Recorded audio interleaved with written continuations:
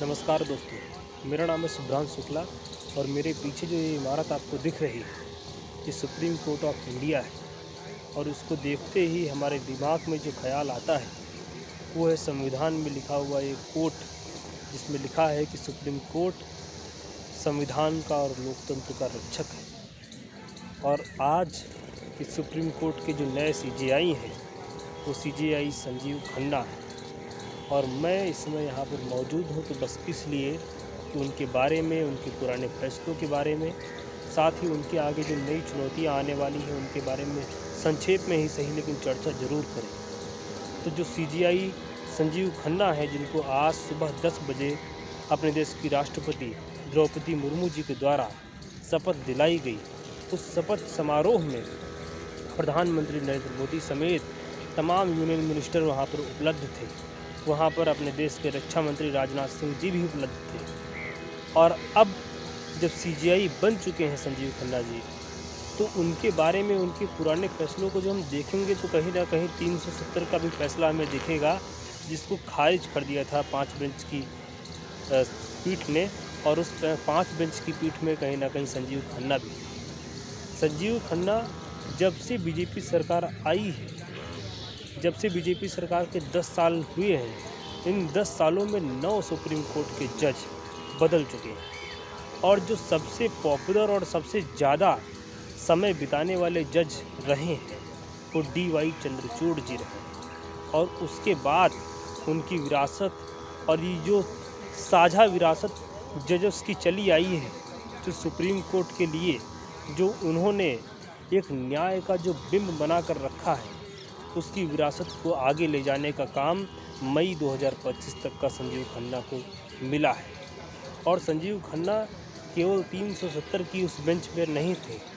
संजीव खन्ना उस electoral bond को गैर संवैधानिक करने वाले बेंच में भी मौजूद थे, जिसमें RTI का उल्लंघन बताते हुए इलेक्टोरल बॉन्ड को खारिज कर दिया गया था और इस फैसले को सरकार के विपरीत माना गया था। और आने वाले अगर फैसलों के बारे में हम देखें तो कहीं ना कहीं आने वाले समय में मैरिटल रेप जैसे गंभीर मुद्दे को संजीव खन्ना जी को ही निपटना होगा। और उसकी जो तारीख, उसकी हियरिंग इसी नवंबर में होनी है। इसके साथ जो तमाम प्रकार से अपने देश में लोकतंत्र की रक्षा के लिए और तमाम प्रकार से सुप्रीम कोर्ट और न्यायपालिका पर जो उंगलियां और प्रश्न चिन्ह लगातार उठते चले जा रहे हैं, उनको भी एक हिसाब से उनको गलत साबित करने का काम भी, और देश के लिए, देश के आम लोगों के लिए, बेहतरी के लिए, उनके न्याय के लिए काम करने की जिम्मेदारी भी अब संजीव खन्ना जी की है, जो अपने देश के सर्वोच्च जज बन चुके हैं। अगर अपने देश में न्यायपालिका की सबसे बड़ी विडंबना के बारे में जानें तो हमें पता चलता है कि मुकदमे तो होते हैं, उसके बाद में सालों साल, कई बार 30-30 साल बीत जाते हैं। कई बार जो न्याय मांग रहा होता है उसकी मृत्यु तक हो जाती है और न्याय नहीं मिलता। अब ऐसी स्थिति को देखते हुए जब अपने देश में 5 करोड़ से ज़्यादा केस पेंडिंग है, 60,000 से ज़्यादा केस तो सुप्रीम कोर्ट में ही पेंडिंग है, जिनकी सुनवाई होना अभी बाकी है, तो ऐसी स्थिति से निपटने के लिए संजीव खन्ना क्या करते हैं। और 6 महीना कोई छोटा समय नहीं होता, 6 महीना एक लंबा समय होता है। और संजीव खन्ना जी तो सुप्रीम कोर्ट के जज 2019 से ही, और 2019 में रंजन गोगोई के द्वारा संजीव खन्ना को सुप्रीम कोर्ट का जज मनोनीत किया गया था। और तब उनसे सीनियर इस देश में 33 जज हुआ करते थे। और आज संजीव खन्ना इस देश के चीफ जस्टिस ऑफ इंडिया हैं। इसके पहले संजीव खन्ना के पिताजी भी दिल्ली हाई कोर्ट के जज रह चुके हैं, और उनके चाचा, जिनका नाम हंसराज खन्ना था, वो इस देश के मशहूर सुप्रीम कोर्ट के जजों में से एक हैं, जिन्होंने सन 1975 में जब इंदिरा गांधी ने इमरजेंसी लगाई थी तो उसका विरोध किया था। और उसके बाद सन 1977 में उन्हें सीजेआई नहीं बनने दिया गया था, और उसके बाद उन्होंने इस्तीफ़ा दे दिया गया।